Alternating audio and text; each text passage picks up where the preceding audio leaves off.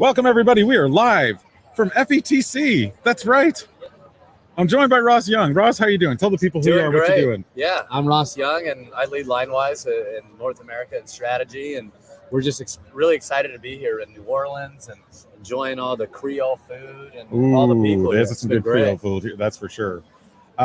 So this is I'm excited to kick off. This is the kickoff of a 4-part series that we're doing in partnership with Linewise, talking about student safety and wellness. And it just worked out that our calendars synced up. It's so weird because usually I do these and like you're on the other side of the planet, or right.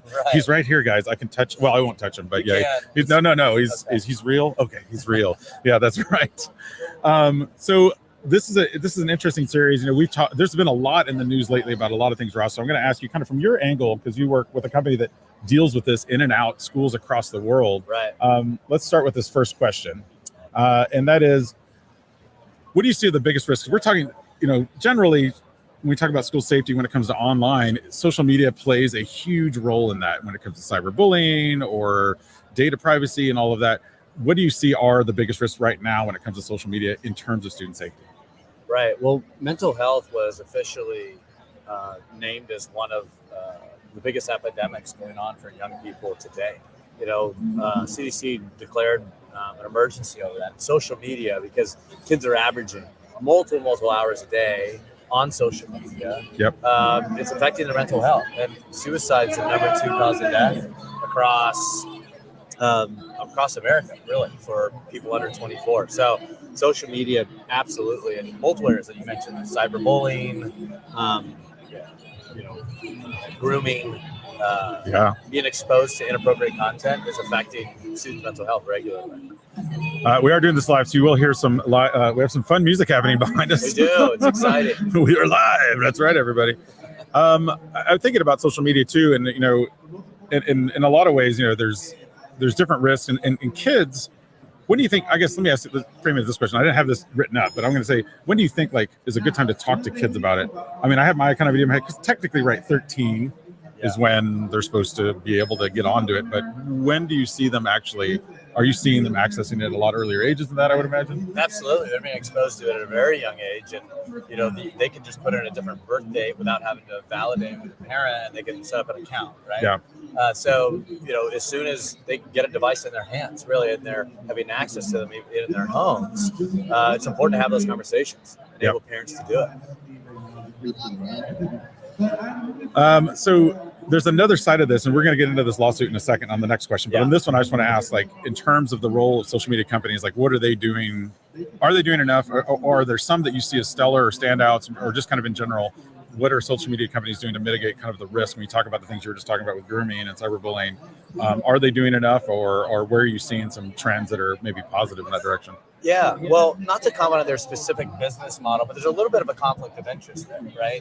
The traffic that's generated on social media, they're getting profit on it. The more it's used, the more ads are displayed, the more profitable it is. However, there are committees at every one of these social media companies, you name them, that are looking out for the mental health of their users. And this UK bill that recently came out on social media can make them actually fiscally responsible if it's deemed found that a child or a young person has harmed themselves because of social media, and that can be proven. So it's interesting how legislation and what is going to impact their model.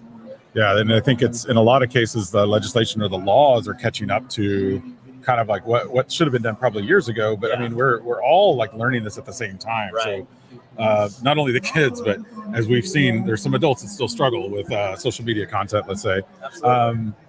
This lawsuit, I'm going to bring this up now. So I think this was just a couple of weeks ago that Seattle Public Schools announced that they created a lawsuit basically around the idea that social media companies aren't doing enough. They're putting profit instead of child safety.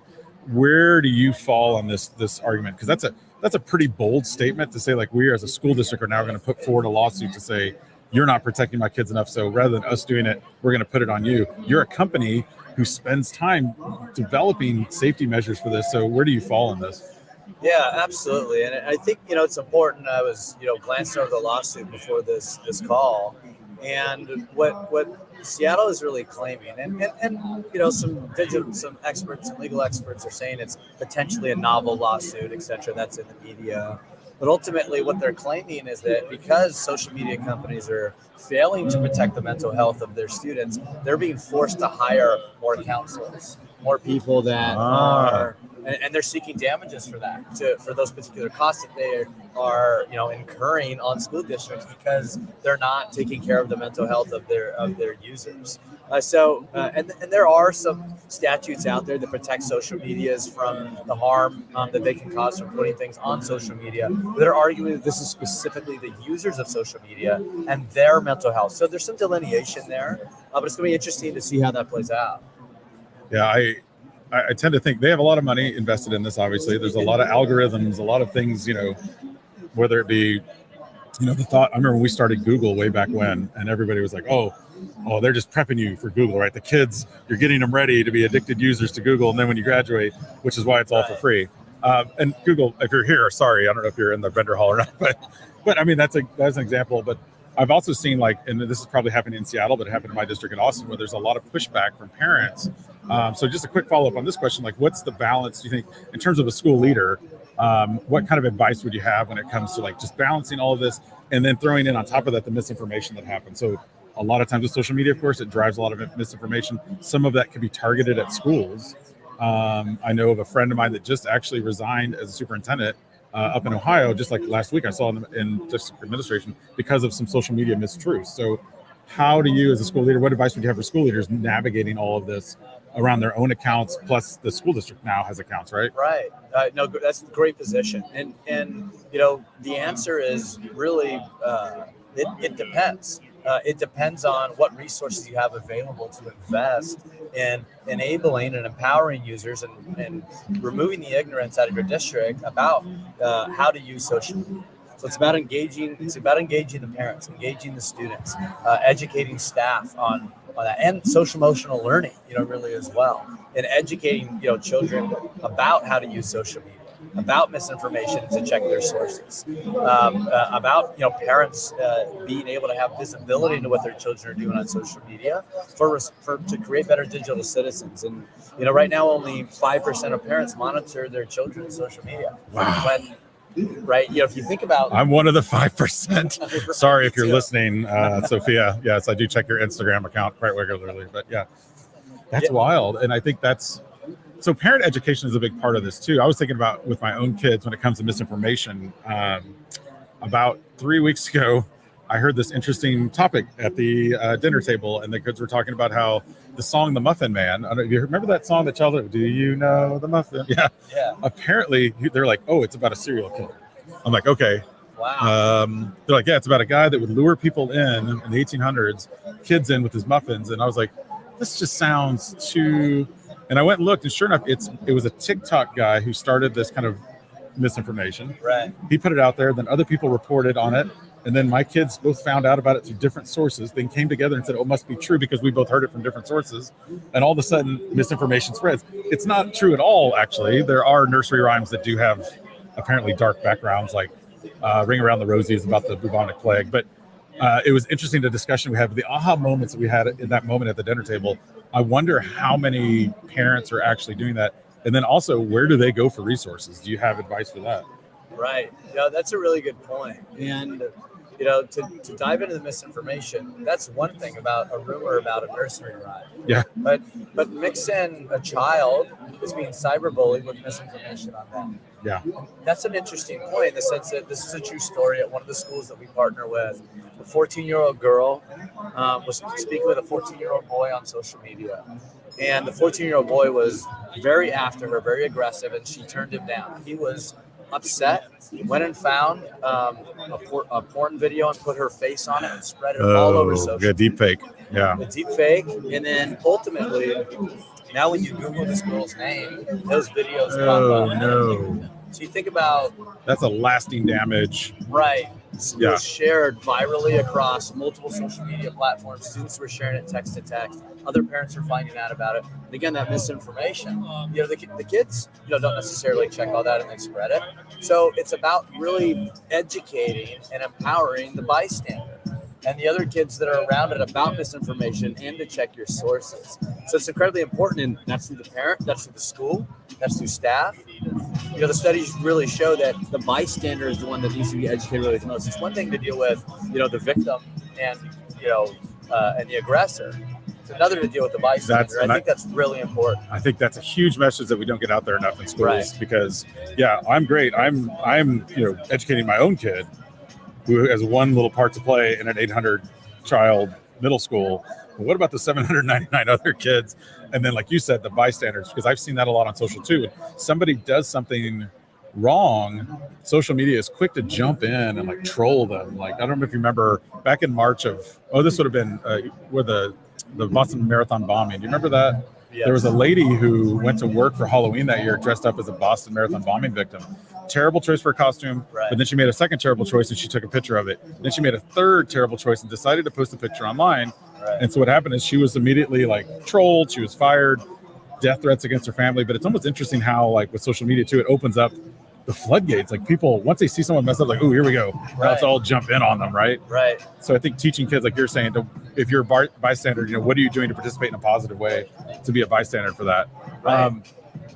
And then Linewise is a company. Now I know you guys have Custodio, which is also a parent product, right? Correct. I just talked to a parent just last week in my neighborhood who just bought it to use in their school or in their home, which I thought was awesome. I was like, oh, I know the company, I know Linewise. What's your position in terms of overall? Because you're going to have to, you deal with the student side mostly, but you also have the outward of the social media side that's kind of impacting what the kids are doing. What is Linewise's position in this field when it comes to social media, student privacy, and student health? Yeah, well, we have an array of products that serve both the school district as well as the parent, right? So we have a consumer offering as well as a school district offering. And it's about, the school, empowering the school district to educate the parent community in partnership of keeping kids safe online, and ultimately empowering those parents to be better digital parents in that particular regard. But as far as mental health and social media, it's a major problem. We sit on some boards in Australia and other organizations that are speaking to these social media companies about the effects on children. We have clinical psychologists on staff that influence the way that we build our products, the ethics in which we build our products, and how we bring that to market to empower the trusted districts to serve students well.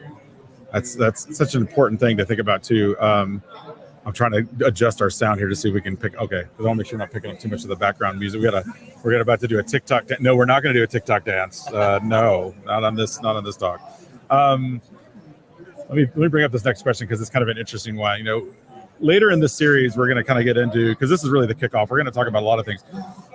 The big thing I keep hearing, I just heard it behind us at a session, is AI, Chat GPT is like the big buzzword thing. Where does data privacy fall into all that? Because we're inputting data that's freely being taken and manipulated. There's all the what are those? Was it Lensa that was out where people were making like art of their faces, but then they found out through the terms of agreement that like, oh yeah, by the way, they own your face now. So give us a little bit on your feeling on data, like data privacy in general. Like, what's the role of, obviously a company it's important for you guys. I mean, especially considering what you guys do. But how much of this should the schools be aware of? What kind of work should they be doing? Who owns it? Is it just the tech director, or is it something that really everybody on the campus should be thinking about? Yeah, more the latter. Everybody should really be thinking about it. But how do you make that happen, right? How often do you see a 50-page acceptable use policy, scroll to the bottom so you can get to your application? You're accepting all those particular terms, right? So it's important, especially from a district perspective, that they are across all of the different privacy policies of the technologies that traverse their network. Right. That those DPAs or data privacy agreements are signed, and they're holding these vendors accountable. That's something we really pride ourselves on as an organization, across our ethics and our data privacy and the pledges that we've taken, Student Data Privacy Pledge, multiple different organizations that validate that. But the other side is you really have been tracked everywhere you go online. How many times have you had a conversation about something you want to buy and you see it pop up? It's always on. Yeah, like the microphone's listening, Alexa's listening. Yeah. Everything is listening, and you've been tracked everywhere that you go online. There's a digital footprint of you. Right. So really educating students and staff about that in districts is incredibly important. Go over the acceptable use policy that if you type in a keyword that says I'm going to harm somebody at my school, the district's going to see it. Right. It's just important to educate that what they put online really is forever and tracked. Yeah, and I think that's an ongoing, continual conversation. It's not just at the beginning of the year, watch this online internet safety video, click through it, answer the questions, and not really pay attention. Right. Versus a daily conversation. Yeah. So when you're talking to kids, even though we're using this application that maybe is safe, maybe they're using Seesaw or something as second graders, let's talk about when you put something online, it's there and it's permanent and it lives. Even though I delete it, there's still a copy of it, right? I think sometimes kids don't pick that up. Correct. And you're seeing an interesting topic around the fine line between student safety and student privacy. Yeah. There's recently a Vice documentary on that. That's right. There's multiple news articles out there on that. There's senators that are involved in some of that. And it's just important to have those discussions. And when you see some of these documentaries, the kids are saying, maybe the parents are saying, I had no idea they were tracking anything on my child. What kind of profile do you think Google has on you? What kind of profile do you think Amazon has on you? And your buying patterns, they can predict what you buy. There's been a lot of school violence over the last couple of years. And, there's certain technologies out there that can potentially stop that. Yeah. And part of that is, monitoring what they're doing online. So privacy is incredibly important. Awareness is important, but ultimately, the safety of students is. And I think that's to get our final point here. And I think it's something you guys do really well is that fine line of, you talked about monitoring, which I think in some people hear monitoring like, oh, the big brother's watching me. But then you just mentioned the other side of that, which is threat detection. Right. And where is the balance? And so one of the things, full transparency, one of the things I like about working with you guys is that I feel like your heart and soul is in the right place when it comes to that and how you're helping schools. So kind of a wrap-up question just in general, again, for schools out there maybe struggling with this, where should they get started? Obviously, Linewise is one of the solutions, plus you guys have brought in some other solutions to kind of help with that. Where should they get started? We are struggling with data privacy. We're struggling with just threat detection. What would you recommend? What's step one for those folks out there listening? Yeah. So for us, I think it's all a data-driven decision. So finding out where those problems are. So for example, with Linewise, we provide what's called a student safety audit. We can audit, hey, what are the categories in your particular county, in your particular state, and actually coming from your students that are prevalent. And we'll partner with the school district to ultimately gather that data, or a digital well-being check-in, as well. Checking in with students and getting it straight from the students, and finding out, do they have what they need? Do they have the assets that they need? Are they aware of certain things? Do they have all of the materials that they need to be effective? To check in on their well-being, and well-being is really being the North Star, really, of what you guys are doing, right? Yeah, and you're seeing a lot of funding sources towards well-being and safety as well. It's important to understand the Safer Communities Act and what that can bring funding-wise to your district, and when you are on a tight budget, so that's important. Yeah, there are resources out there available, and I'm going to just share this last one right here at the bottom before we sign off. Check out linewise.com/learn more. A lot of resources out there, like you mentioned, funding sources that can actually help with this. So you're not in it alone. There are definitely school districts across the country, across the world that are dealing with this. You got great companies like Linewise here to help you with it. Ross Young, thank you so much for coming live on the show. That's been great. Live. Look, I shook his hand. He's a real person. Live from FETC, everybody. Thank you so much. Now, we'll be rejoining next week at this same time, not at FETC. And I'll be joined by Mike Ribble, who has written quite a few books on cybersecurity, cyber safety, and just kind of digital wellness of kids. So I'm excited to talk to him as well. This has been Student Safety and Wellness Series, sponsored by Linewise. Again, check out linewise.com/learn more for more information. Thank you all so much for joining us. We'll see you next week.